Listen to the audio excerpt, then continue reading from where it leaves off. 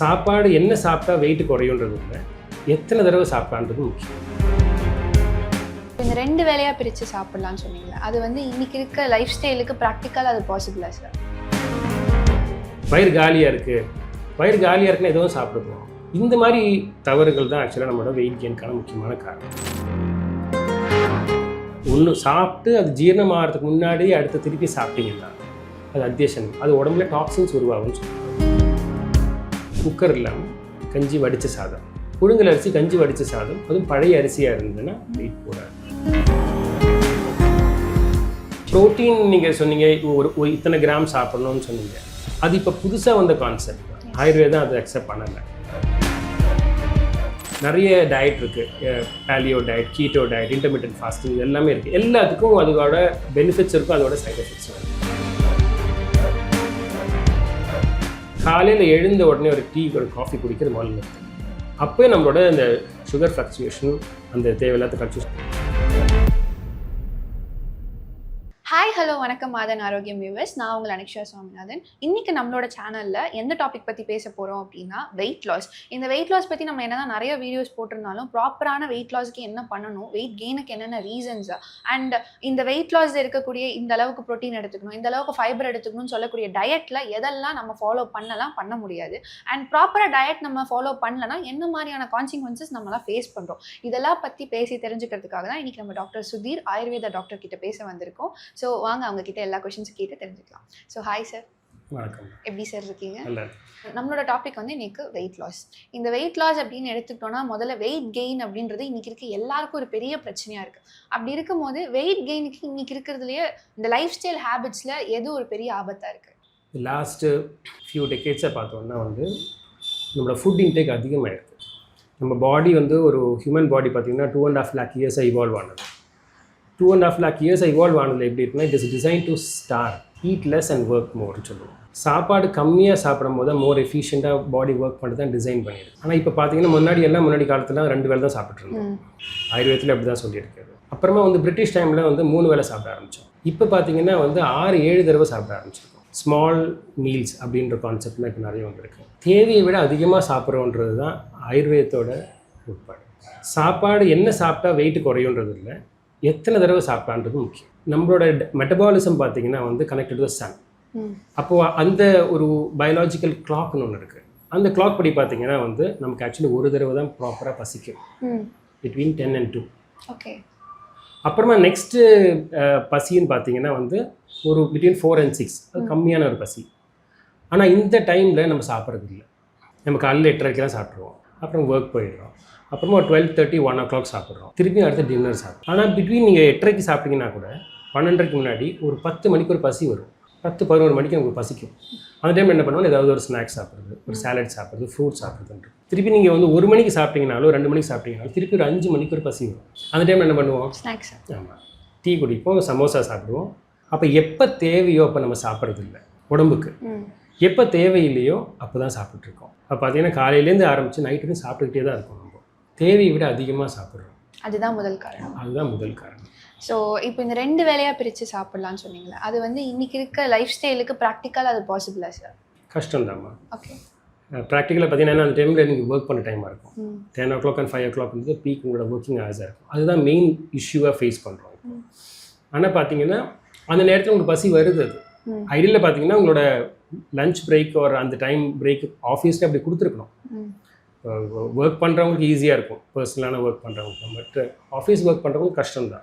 But என்ன பண்ணணும், அது அப்போ என்ன பண்ண முடியும்னா, நீங்கள் இனி யூ ஹேவ் அந்த டைம் பிட்வீன் 10 and 2 இல்லையா, இப்போ மார்னிங் பிரேக்ஃபாஸ்ட் நீங்கள் வந்து லைட் பண்ணிக்கலாம், அவர் பசி இல்லைன்னா ஸ்கிப் பண்ணிக்கலாம்.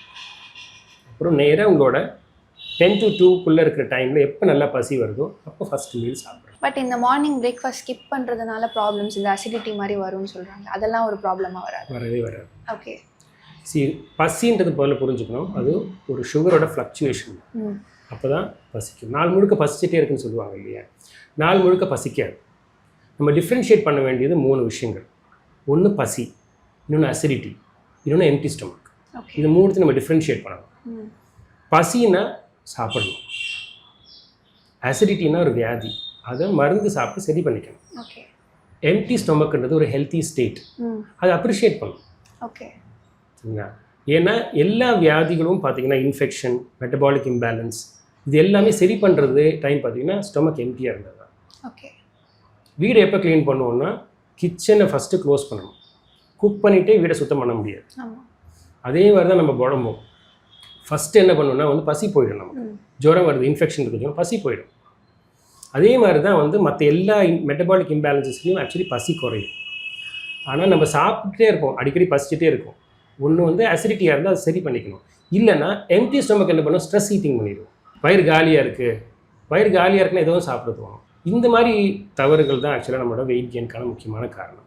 ஓகே. அது ஆயுர்வேதத்தில் சொல்லியிருக்கு, புக்தஸ்ய உபரி தத் புக்தம் தத் அத்தியசனம். ஒன்று சாப்பிட்டு அது ஜீரணம் ஆகிறதுக்கு முன்னாடி அடுத்து திருப்பி சாப்பிட்டீங்கன்னா அது அத்தியசனம். அது உடம்புல டாக்ஸின்ஸ் உருவாகும்னு சொல்கிறாங்க. அந்த டாக்ஸின்ஸ் வந்து பல டிஷ்யூஸில் போய் பல வியாதிகள் கொண்டு வருது. ஒபிசிட்டிலேருந்து ஆரம்பித்து டயபெட்டிக்லேருந்து ஆரம்பிச்சு இதெல்லாமே ஒரே ஸ்பெக்ட்ரம் டிசார்டர்ஸ் தான். மெட்டபாலிக் இம்பேலன்ஸ் இதெல்லாம் சரியாகிற டைம் பார்த்தீங்கன்னா எம்டி ஸ்டமக் தான். எங்கே எம்டி ஸ்டமக் கொடுக்குறோம் நம்ம? காலையில் எழுந்து ஒரு 5-5:30க்கெலாம் மதர்ஸ்லாம் எழுந்துக்கிறாங்க. அப்போயே ஒரு டீ காஃபி குடிச்சிடுறாங்க. இப்போ 8-8:30 திருப்பியும் breakfast, 10 o'clock snack, 12 o'clock lunch, திருப்பியும் 5-5:30 டீ சமோசா, நைட் வந்து டின்னர், நைட் படுக்கும்போது பால். எப்போ எம்டி ஸ்டமக் இருக்குது சொல்லுங்கள்? இப்போ எப்போ தான் சரி பண்ணணும்? அப்படியே போஸ்ட் பண்ணிகிட்டே இருக்கும். அது ஃபிசிக்கல் ஆக்டிவிட்டி குறைஞ்சிருச்சு. இப்போ நம்ம வாட்சில் வந்து டைமர் போட்டுட்டு இல்லை அந்த ஸ்டெப்ஸ் கவுண்ட் பண்ணிவிட்டு ஒரு நாளைக்கு 8,000 ஸ்டெப்ஸு 12,000 ஸ்டெப்ஸ் நடந்துகிட்ருக்கோம். அது கூட இல்லை, யாரும் பண்ணுறது இல்லை. ஆனால் அந்த காலத்தில் எப்படின்னா பார்த்தீங்கன்னா மினிமம் வந்து 8 to 10 கிலோமீட்டர்ஸ் நடந்துட்டு இருந்தாங்க. பக்கத்து கிராமத்துக்கு நடந்து போயிட்டு இருந்தாங்க. அந்த ஃபிசிக்கல் ஆக்டிவிட்டி குறைஞ்சிருச்சு, சாப்பாடு அதிகமாகிடுச்சு. இதுதான் முக்கியமான காரணமாக நான். ஸோ இந்த வெயிட் கெயினுக்கு வந்து இப்போ இந்த ஒயிட் ரைஸ் தான் வந்து ஒரு பெரிய எதிரி மாதிரி நிறைய பேர் சொல்கிறாங்க. ஒயிட் ரைஸ் சாப்பிடாதீங்க அப்படின்னு சொல்லிட்டு சில டயட் பிளான்லாம் கூட கொடுக்குறாங்க.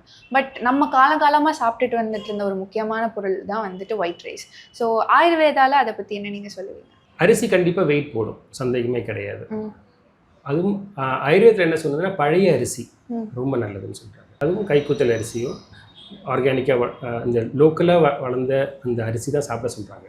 இப்போ நம்ம தாய்லாண்ட்லேருந்து வர அரிசி, இந்த கின்வா, அந்த மாதிரி இருக்கிற நமக்கு ஜெனட்டிக் மெமரி கிடையாது. நம்ம ஊரில் விளைஞ்ச அரிசி, தமிழ்நாட்டில் முடிஞ்சால் உங்களோட கிராமத்துலேருந்து வந்த அரிசி இன்னும் உங்களுக்கு பாடிக்கு ரொம்ப ஹெல்த் அப்ரிஷியேட் பண்ணும். அது வந்து வடித்த சாதம் சொல்கிறாங்க. குக்கர் இல்லாமல் கஞ்சி வடித்த சாதம், புழுங்கல் அரிசி கஞ்சி வடித்த சாதம், அதுவும் பழைய அரிசியாக இருந்ததுன்னா வெயிட் போடாது.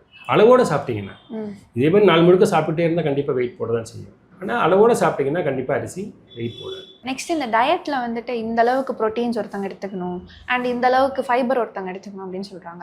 பட் இதுக்கு முன்னாடி நம்ம எல்லாமே மிக்ஸ் பண்ணி அளவாக தான் சாப்பிட்டுருந்தோம். ஸோ ஆயுர்வேதாவில் பேலன்ஸ்டு மீல் அப்படின்னா நீங்கள் எதை சொல்லுவீங்க?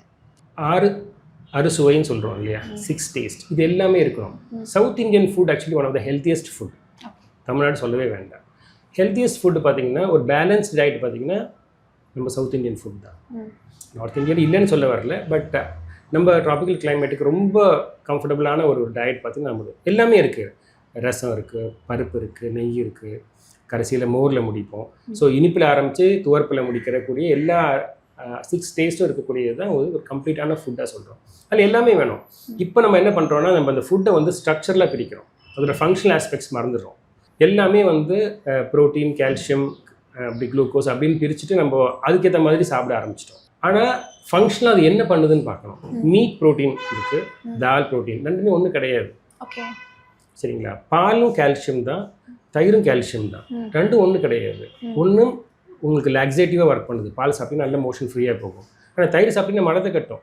ஓகே, ஒன்று கூலிங், ஒன்று ஹீட்டிங், ஒன்று வந்து ஸ்கின்னுக்கு ரொம்ப நல்லது, ஒன்று ஸ்கின் ப்ராப்ளம் கொண்டு வரும். இந்த மாதிரி என்டையர்லி ஃபங்க்ஷனலி டிஃப்ரெண்ட், ஆனால் structurally same. Okay. So structures பார்த்து நம்ம சாப்பிட ஆரம்பிச்சதுனால என்ன ஆகுதுன்னா வந்து அதோட ஃபங்க்ஷனல் ஆஸ்பெக்ட் மறந்து போயிடுச்சு. ப்ரோட்டீன் நீங்கள் சொன்னீங்க ஒரு இத்தனை கிராம் சாப்பிடணும்னு சொன்னீங்க, அது இப்போ புதுசாக வந்த கான்செப்ட் தான். ஆயுர்வேதம் அதை அக்செப்ட் பண்ணலை. நம்ம வந்து இயற்கையிலே பார்த்தோம்னா இது எதுவுமே சொல்லலை நமக்கு. இயற்கையில் இருக்கிற காட்டு விலங்குகள்லாம் பார்த்தீங்கன்னா காட்டு எருமையோ, மானோ, குதிரையோ, யானையோ, காட்டில் இருக்கிற விலங்குகள், அது எதுவுமே வந்து ப்ரோட்டீன், கால்சியம்லாம் சாப்பிட்றது இல்லை. புல்லு சாப்பிட்டு தண்ணி குடிக்குது. அதெல்லாம் மேசிவ் அனிமல்ஸாக தான் வளருது. அது கார்னிவர்ஸை விட ஸ்ட்ராங்கரான அனிமல்ஸாக தான் இருக்குது. சரிங்க? அப்போ எங்கேருந்து அந்த கால்சியம் ஒரு வயசுக்கு அப்புறம் அந்த மானோ இதான் யானையோ வந்து பால் குடிக்கிறது இல்லை. அது கால்சியம் ப்ரோட்டீன்லாம் இல்லவே இல்லை. அது வெறும் பிளான்ட் பேஸ்டு தான் சாப்பிடுது. நம்ம உடம்பு எப்படி டிசைன் பண்ணிக்கிறோம், எல்லா உடம்புகளும் கார்னிவர்ஸ் இல்லை ஹெர்பிவர்ஸும் என்ன சாப்பிட்றோமோ அது டிஷ்யூஸாக கன்வெர்ட் பண்ணுறது கட்டில். அப்படி தான் அது டிசைன் பண்ணியிருக்குது.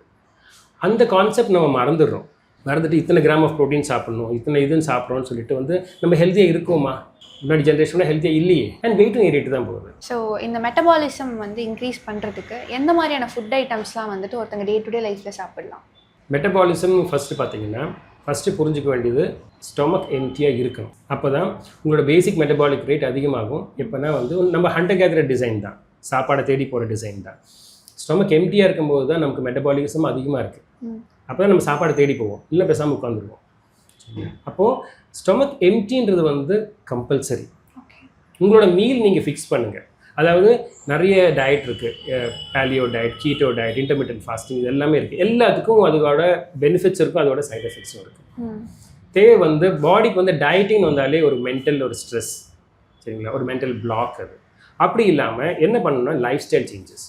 நான் 2 வேளை தான் சாப்பிட போகிறேன்.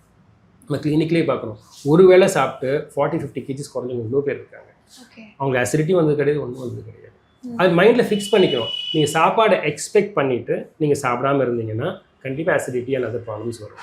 நீங்கள் லைஃப் ஸ்டைல் நீங்கள் ஃபிக்ஸ் பண்ணிக்கணும் உங்களோட ஒர்க் ஏற்ற மாதிரி.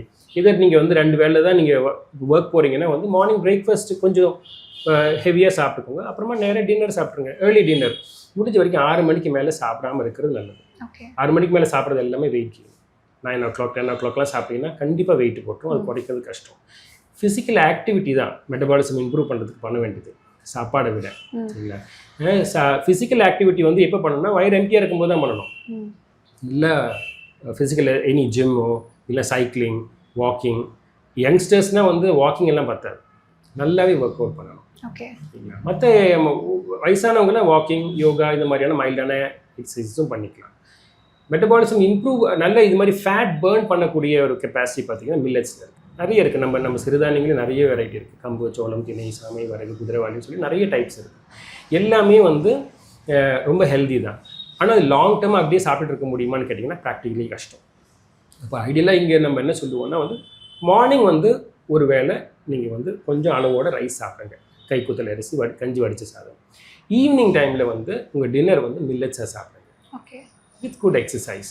இது நம்ம வந்து உங்களோட லைஃப் ஸ்டைலாக வச்சுக்கணும். இது நான் ஒரு 3 மாதத்துக்கு பண்ணுறேன், 4 மாதம், இதுதான் உங்களோட லைஃப் ஸ்டைல். 2 வேளை சாப்பிட போகிறேன், இப்படி தான் சாப்பிட போகிறேன்றீங்கன்னா வந்து matter of few months or a year நல்ல டிரான்ஸ்ஃபார்மேஷன் வரும் எல்லாம் வித் எக்ஸசைஸ், வெயிட் குறையும். ஸோ இந்த டயட் எடுக்கிறவங்க வந்து 2 months ஃபாலோ பண்ணுறாங்க, 3 months ஃபாலோ பண்ணுறாங்க, அதுக்கப்புறம் அவங்களால ஃபாலோ பண்ண முடியாமல் விட்டுடுறாங்க. அண்ட் அதே மாதிரி தான் ஜிம் போகிறதா இருக்கட்டும், இல்லை எந்த ஒரு ஃபிசிக்கல் ஆக்டிவிட்டியும் மேபி ஒரு 2 or 3 monthsல அதுக்கான ரிசல்ட்ஸ் கிடச்சிருச்சு, கொஞ்சம் வெயிட் லாஸ் ஆகிட்டாங்கன்னா விட்டுடுறாங்க. ஸோ ஒன்ஸ் அந்த நம்ம இந்த அளவுக்கு ப்ராக்டிஸ் பண்ணிவிட்டு அதை நம்ம ட்ராப் பண்ணிட்டோம்னா அகெயின் அதை விட அதிகமாக வெயிட் போடுமா? மசில் பில்ட் பண்ணணும். மசில் தான் உங்களுக்கு வந்து ஃப்யூச்சர்லேயும் உங்களுக்கு ஹெல்ப் பண்ண போகுது. ஒரு ஏஜ்க்கு அப்புறம் உங்களால் மசில் பில்ட் பண்ண முடியாது. ஓகே, ஸோ யங் ஏஜ்லேருந்தே நீங்கள் வந்து லைஃப் ஸ்டைல் சேஞ்சஸ் வந்து எக்ஸசைஸ் ஒரு பார்ட் ஆஃப் யுவர் லைஃப் ஸ்டைலாக நீங்கள் மாற்றிக்கணும். அதுக்கு வந்து எதர் நீங்கள் ஒரு நல்ல ஃப்ரெண்ட்ஸ் இல்லைனா ஒரு கம்யூனிட்டி எதுவுமே இல்லை. இப்போ எவ்வளோ சென்னை ஃபுல்லாக மேரத்தன் ட்ரெயின் பண்ணிகிட்ருக்காங்க, இது மாதிரி எவ்வளோ ஆப்ஷன்ஸ் இருக்குது. இது ஒரு ரீசனே சொல்லக்கூடாது. சரிங்களா, ஃபிட்டாக இருக்கணும், நல்லா இருக்கணும், ஃபிசிக்கலாக நல்லா இருக்கணும்னா நம்ம வந்து எக்ஸசைஸ் மஸ்ட் தான். அது வித்து நீங்கள் ரீஃபைன்ட் ஃபுட்ஸ், சுகர் இதெல்லாமே விட்டுறணும். எல்லாமே அன்ஹெல்தி ஃபுட்ஸ். காலையில் எழுந்த உடனே ஒரு டீ, ஒரு காஃபி குடிக்கிறது முதல்ல நிறுத்து. அப்போயே நம்மளோட இந்த சுகர் ஃப்ளக்சுவேஷன், அந்த தேவையில்லாத ஃப்ளக்சுவேஷன் இல்லாமல் இருக்கும், எனர்ஜெட்டிக்காக இருக்கும். மேபி ஒரு ஹெல்த்தியாக ஏதோ ஒரு ஃப்ரூட் சாப்பிடுங்க, இல்லைனா ஏதாவது ஒரு சூப் மாதிரி குடிங்க, கோ டு த ஜிம், இல்லை ரன். காலையில் எழுந்து நல்லா எக்ஸசைஸ் பண்ணிங்கன்னா ஹோல் டே உங்களுக்கு வந்து இருக்கும். ஸ்ட்ரெஸ் உடம்பு வந்து ஃபிசிக்கல் ஸ்ட்ரெஸ் அண்ட் இமோஷனல் ஸ்ட்ரெஸ்க்கு பெரிய டிஃப்ரென்ஸ் கிடையாது. அது ஸ்ட்ரெஸ் ஹார்மோன்ஸ் தான் உடம்புல வந்து பண்ணுது. ஃபிசிக்கல் ஸ்ட்ரெஸ்ன்றது எக்ஸசைஸ். ஃபிசிக்கல் ஸ்ட்ரெஸ்ஸர் உங்கள் உடம்பை இன்னும் ஃபிட் ஆக்கிடும், ஸ்டாமினா இம்ப்ரூவ் பண்ணும். கெமிக்கல் ஸ்ட்ரெஸ்ஸுன்றது வந்து காஃபி, காலையில் எழுந்தோடனே காஃபி குடிக்கிறது வந்து கெமிக்கல் ஸ்ட்ரெஸ்ஸர். காலங்காத்தாலே ஸ்ட்ரெஸ் ஆகிடுறோம், நம்ம ஹோல் டே நம்ம ஸ்ட்ரெஸ்ஸில் தான் இருக்கோம். நம்ம அந்த டைம் நீங்கள் ஃபிசிக்கல் ஸ்ட்ரெஸ்ஸில் கொண்டு வந்தீங்கன்னா யூ பி ஹெல்தி. சரிங்களா, அப்போ இமோஷனல் ஸ்ட்ரெஸ்ஸும் குறையும். இமோஷனல் ஸ்ட்ரெஸ் தான் one of the main reason for weight gain. அதுக்கு வந்து யோகா பண்ணலாம், பட் நேச்சுரலாக any exercise will reduce your stress. So இந்த சூப்பர் ஃபுட்ஸ்ன்னு சொல்கிறாங்க, சில ஃபுட் ஐட்டம் சாப்பிட்டா நம்மளுக்கு தானாகவே வெயிட் லாஸ் ஆகும் அப்படின்றது சொல்கிறாங்க. அந்த மாதிரி ஆயுர்வேதாவில் ஃபுட் ஐட்டம்ஸ் இருக்கா? ஆயுர்வேதத்தில் ஃபுட் ஐட்டம்ஸ்ன்னு பார்த்தீங்கன்னா மில்லட்ஸ் தான் சொல்கிறாங்க. ஆனால் அது என்னென்னா வறட்சி கொண்டு வரும் உடம்புல. சம்டைம்ஸ் லாங் டேர்ம் யூசேஜில் பார்த்தீங்கன்னா ஸ்கின் ட்ரை ஆகிடுது. சிலவங்க எக்ஸிமா இருக்கிறவங்களுக்கு, சில அசிடிட்டி இருக்கிறவங்களுக்கு கொஞ்சம் கேஸ்ட்ரிக் டிஸ்டர்பன்சஸ் வருது. ஸோ அதனால் மில்லட்ஸ் எல்லாருக்குமே வந்து எல்லா டைமும் கம்ஃபர்டபுளாக இருக்கணும்னு அவசியம் கிடையாது. ரைஸ் மாதிரி கிடையாது. ரைஸ் ரொம்ப கம்ஃபர்டபுளான ஒரு ஃபுட். அது அதில் லோ கிளைசிமிக் எவ்வளோ நல்ல கைக்குத்தல் அரிசி எல்லாமே இருக்குது, அது எல்லாமே யூஸ் பண்ணிக்கலாம். அது எல்லாமே வெயிட் குறையிறதுக்கு ஹெல்ப் பண்ணும். அளவோட சாப்பிட்டிங்கன்னா ஆக்சுவலாக வந்து நல்ல மசில் மாஸ் நல்லா பில்ட் பண்ணியிருக்கீங்க உடம்புக்குன்னா வந்து ஆட்டோமேட்டிக்காக வெயிட் குறைய ஆரம்பிச்சு. ஸோ உங்ககிட்ட கேட்குற இந்த செக்மெண்ட்டோட லாஸ்ட் கொஸ்டின் என்ன அப்படின்னா, இப்போது பிளேட் சைக்காலஜி, ஒரு பிளேட் இருக்குது. ஸோ இந்த பிளேட்டில் ஆஸ் ஆயுர்வேதா டாக்டர் நீங்கள் வந்து ஒரு ப்ராப்பரான டயட் ஆர் ப்ராப்பரான மீல், பேலன்ஸ்டு மீல் வந்து பிளேஸ் பண்ணுறீங்கன்னா அந்த பிளேட்டில் என்னென்ன ஃபுட் ஐட்டம்ஸ்லாம் இருக்கும்? நான் முன்னாடி சொன்னது தான், நம்ம சவுத் இந்தியன் ஃபுட் தான், அதுதான் பெஸ்ட்டு. ஓகே. நல்ல ஒரு சாதம், பருப்பு, கொஞ்சம் நெய், ஃபேட் ரொம்ப ரொம்ப முக்கியம். ஃபேட் வந்து ஃபேட் போடாது சரிங்களா, சுகர் தான் ஃபேட் ஆகுது. அதனால் வந்து தேவையான அளவுக்கு நெய்யோ நல்லெண்ணெய் ஃபேட் இன்னும் பேர்ன் பண்ணும் சரிங்களா. அந்த மாதிரி ஏதாவது நம்ம முதல்ல ஆரம்பத்தில் சாப்பிடணும். அப்புறமா வந்து கூட்டு, காய், கீரை, இது எல்லாமே ஒரு கம்ப்ளீட்டான சவுத் இந்தியன் ஃபுட் தான் நான் எப்பவுமே சஜஸ்ட் பண்ணுவேன் as the best meal. Okay. So thank you so much sir. Because இன்றைக்கி வெயிட் லாஸில் நிறைய பேருக்கு நிறைய மிஸ்கான்செப்ஷன்ஸ் தான் அதிகமாக இருக்குது. இது சாப்பிடலாமா, இதை சாப்பிடக்கூடாது அப்படின்னு சொல்லிட்டு நிறைய டவுட்ஸ் இருக்கிற டைமில் இந்த மாதிரி ஒரு வீடியோ அவங்கள போய் ரீச் ஆகும்போது எனக்கு தெரிஞ்சு அவங்களோட வெயிட் லாஸ் ஜேர்னிலையோ இல்லை அவங்களோட லைஃப் ஸ்டைல் சேஞ்சஸில் இது ரொம்ப ரொம்ப இம்பார்ட்டண்ட்டாக இருக்கும்னு நான் நினைக்கிறேன். ஸோ இன்னொரு டாப்பிக்கோட மீண்டும் வந்து பேசலாம். தேங்க்யூ.